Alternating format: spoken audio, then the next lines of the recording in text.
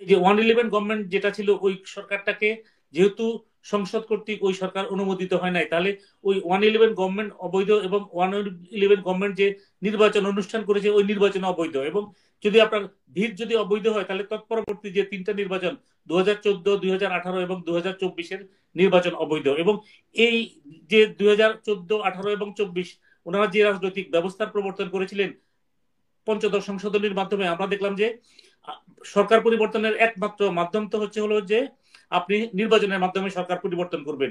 অভিষ্ট লক্ষ্যে যদি আমাদেরকে যে পৌঁছাতে হয় সেটা হচ্ছে আমাদের যে পলিটিক্যাল পার্টি যেটা আছে এবং আগামীতে যে নির্বাচন অনুষ্ঠিত হবে, আগামী নির্বাচন যারা সরকার গঠন করবে তারা যদি এই যে সংস্কারের কথা তারা বলতেছে, যে সংবিধান সংশোধন, কেউ বলতেছে সংবিধান পুনর্লিখন, যেটাই হোক না কেন, আপনার আপনার আগামীতে যারা সরকার গঠন করবে তারা যদি এটাকে যদি ওন যদি না করে তাহলে এটা তো জাতির জন্য একটা বিপর্যয়কর পরিস্থিতির জন্ম দিবে। এই সংস্কারকে যে তারা যদি ওন যদি না করে তাহলে এটা হচ্ছিল পন্ডশ্রম। এক্ষেত্রে আমরা উদাহরণ দিতে পারি, যেমন শাহাবুদ্দিন সাহেব 28টা কমিশন করেছিল, পরবর্তীতে যারা ক্ষমতাসীন হয়েছে তারা কিন্তু তার 28টা কমিশনের যে সুপারিশ করেছিল কোন সুপারিশই কিন্তু তারা কার্যকর করে নাই। 111 গভর্নমেন্ট 122টা অধ্যাদেশ প্রণয়ন করেছিল, তো 122টা অধ্যাদেশের মধ্যে পরবর্তীতে যারা ক্ষমতাসীন হলো তারা মাত্র 44টাকে আইনে পরিণত করেছে, বাকি 78টাকে আইনে পরিণত করে নাই। দেখুন, যদি ঐক্যমতের ভিত্তিতে যদি করা যায়, এটা আমি মনে করি যে দেশ এবং জাতির জন্য মঙ্গল। বা ঐক্যমত ব্যতীত যদি এ ধরনের কোনো কিছু করা হয় তাহলে এটাকে কিন্তু জাতিকে বিভাজিত করবে এবং এটা আমাদের জন্য সামনের দিনে একটা মানে নৈরাজ্যকর পরিস্থিতির জন্ম দিতে পারে। তো সুতরাং আমরা যেটাই করি সেটা আমি আমি মনে করি আর কি, যে সকল রাজনৈতিক দলের সাথে আলাপ আলোচনার মাধ্যমে বা সমঝোতার মাধ্যমে করতে হবে। তো ইতিপূর্বে আমরা দেখেছি বাংলাদেশে কিন্তু হচ্ছে প্রোক্লামেশনের মাধ্যমে দেশ শাসন হয়েছে।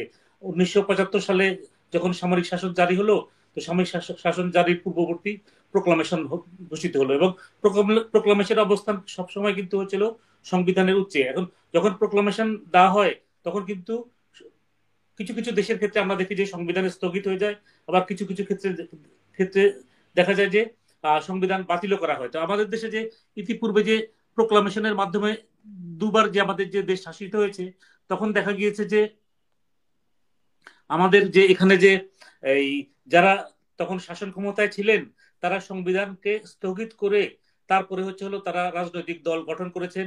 এবং রাজনৈতিক দল গঠনের পরে আমরা দেখেছি যে তারা তাদের যে যে সকল সংস্কার কর্মসূচি ছিল এই সকল সংস্কার কর্মসূচির ব্যাপারে তারা রেফারেন্ডামের আয়োজন করেছিলেন এবং পরবর্তীতে তারা ক্ষমতাসীন থাকা অবস্থায় দল গঠন করেছেন এবং দল গঠন পরবর্তী নির্বাচন দিয়ে দেখা যাচ্ছে যে তারা 2/3 সংখ্যাগরিষ্ঠতা নিয়ে তারা সংবিধান সংশোধন করেছেন।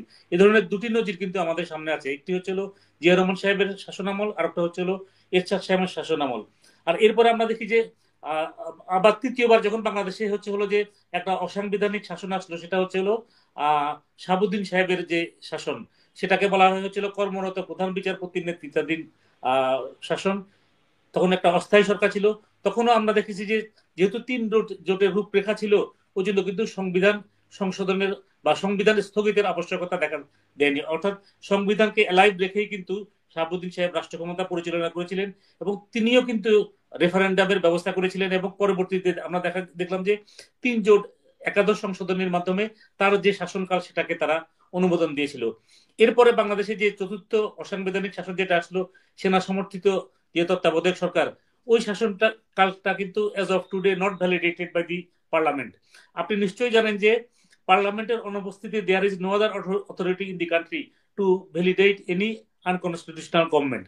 এখন এই যে 111 গভর্নমেন্ট যেটা ছিল ওই সরকারটাকে যেহেতু সংসদ কর্তৃক ওই সরকার অনুমোদিত হয় নাই, তাহলে ওই 111 গভর্নমেন্ট অবৈধ এবং 111 গভর্নমেন্ট যে নির্বাচন অনুষ্ঠান করেছে ওই নির্বাচন অবৈধ। এবং যদি আপনার ভিত যদি অবৈধ হয় তাহলে তৎপরবর্তী যে তিনটা নির্বাচন 2014, 2018 এবং 2024-এর নির্বাচন অবৈধ। এবং এই যে 2014, 18 এবং 24 ওনারা যে রাজনৈতিক ব্যবস্থার প্রবর্তন করেছিলেন পঞ্চদশ সংশোধনীর মাধ্যমে, আমরা দেখলাম যে সরকার পরিবর্তনের একমাত্র মাধ্যম তো হলো যে আপনি নির্বাচনের মাধ্যমে সরকার পরিবর্তন করবেন। কিন্তু আমাদের যে এই বিগত পতিত সরকার যারা ছিল তারা কিন্তু নির্বাচনের মাধ্যমে সরকার পরিবর্তনের পথ রুদ্ধ করে দিয়েছিল এবং সেজন্য আমরা দেখলাম যে এই যে এদের এটাকে আমি শুধু ছাত্র জনতা বলবো না, এখানে হলো ছাত্র জনতা এবং দেশের আপামর জনমানুষের সমর্থনে যে গণ অভ্যুত্থান হয়েছে, এই গণ অভ্যুত্থানে দেশের সকল শ্রেণী এবং পেশার মানুষের যে সমর্থন ছিল। এবং আমরা দেখেছি যে এই যে 5 তারিখে যখন এই যে জুলাই গণ অভ্যুত্থান হলো বা জুলাই বিপ্লব যেটাই হলো, সকল শ্রেণীর পেশার মানুষ কিন্তু ঘর থেকে বেরিয়ে রাস্তায় নেমে পড়েছিল। সেটাই ছিল জাতীয় একটা ঐক্যমত। এখন এই জাতীয় ঐক্যমত আপনাদের সামনে যে কোনো, তখন যেহেতু আপনি ঘোষণা দেননি বা প্রোক্লামেশনের মাধ্যমে সুযোগ ছিল, প্রোক্লামেশনের মাধ্যমে আপনি তখন রাষ্ট্র শাসন করতে পারতেন এবং প্রোক্লামেশন পরবর্তী ওনারা হয়তো যে এই যে অন্য পন্থায় ওনারা শপথ নিতে পারতেন। কিন্তু আমরা দেখলাম যে এই সংবিধানকে লাইভ রেখে বর্তমান রাষ্ট্রপতির অধীনেই তারা শপথ নিলেন এবং তারা শপথ গ্রহণ করাকালীন ইকতেদার আহমেদ তখন করেনি, এখন হঠাৎ কেন তাদের মনে হলো যে এখন করার জন্য? এবং ছাত্ররা প্রথমে মানে উদ্যোগ নিয়েছে। আমরা গতকালকে নিশ্চয়ই দেখেছি যে সংবাদ সম্মেলনের মাধ্যমে বলছিল তারা কি কি চায় এবং এই ঘোষণাপত্রে কি কি থাকবে। তখন করেনি কেন? তখন হয়তো যেটা এখন বোঝা যাচ্ছে যে সমন্বয়ের হয়তো অভাব ছিল, এবং তখনকার যে আমাদের যে এই অন্তর্বর্তী সরকার গঠিত হয়েছে এবং অন্তর্বর্তী সরকারে যারা স্থান পেয়েছেন, এটা হচ্ছিল এরা মানে কাদের দ্বারা তারা সুপারিশকৃত বা তারা কাদেরকে প্রতিনিধিত্ব করছেন, এই জিনিসটা কিন্তু এখনো কিন্তু স্পষ্ট না। এখন এখানে দেখা যাচ্ছে যে এই যে বর্তমান যে অন্তর্বর্তী সরকার, এখানে এনজিও কিছু ব্যক্তি আছে, এনজিও সংশ্লিষ্ট কিছু ব্যক্তি আছে, বিগত যে আমাদের যে এই যে 111 গভর্নমেন্ট ছিল ওই সরকারের 2-1 ব্যক্তি আছে, তারপরে হয়েছিল হয়তো আর কিছু মানে এই যে পরবর্তীতে আমরা দেখলাম যে কিছু 2-3 জন ছাত্র প্রতিনিধিও আছে। তো এখানে তো মানে বিভিন্ন ধরনের এলিমেন্ট কিন্তু এই সরকারের সাথে যুক্ত হয়েছে।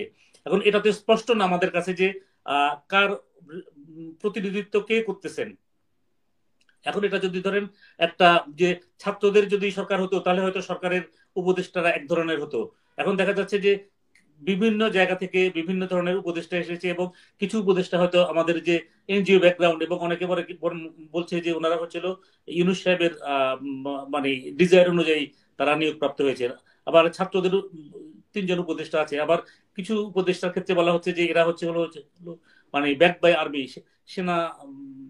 সেনা প্রধান বা যে সেনা গোয়েন্দা সংস্থা আছে বা সেনা গোয়েন্দা সংস্থা আছে যে তাদের রিকমেন্ডেশনে তারা নিয়োগপ্রাপ্ত হয়েছেন।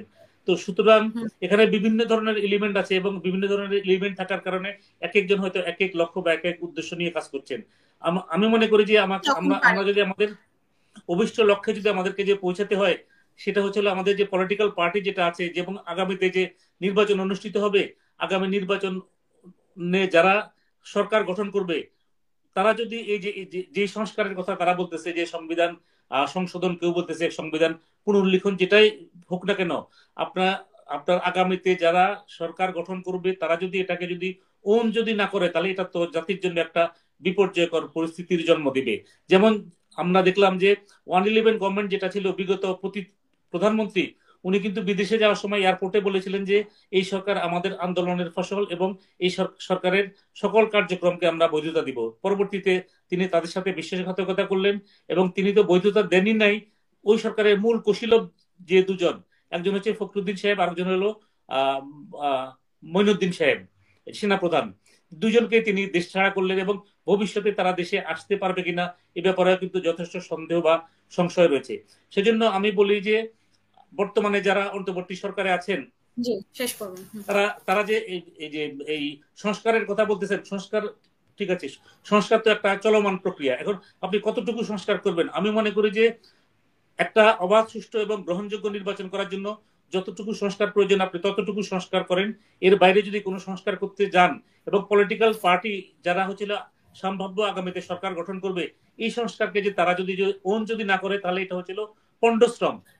এক্ষেত্রে আমরা উদাহরণ দিতে পারি, যেমন শাহাবুদ্দিন সাহেব 28টা কমিশন করেছিল, পরবর্তীতে যারা ক্ষমতাসীন হয়েছে তারা কিন্তু তার 28টা কমিশনের যে সুপারিশ করেছিল কোনো সুপারিশই কিন্তু তারা কার্যকর করে নাই।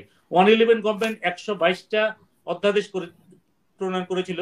তো 122টা অধ্যাদেশের মধ্যে পরবর্তীতে যারা ক্ষমতাসীন হলো তারা মাত্র 44টাকে আইনে পরিণত করেছে, বাকি 78টাকে আইনে পরিণত করে নাই। সুতরাং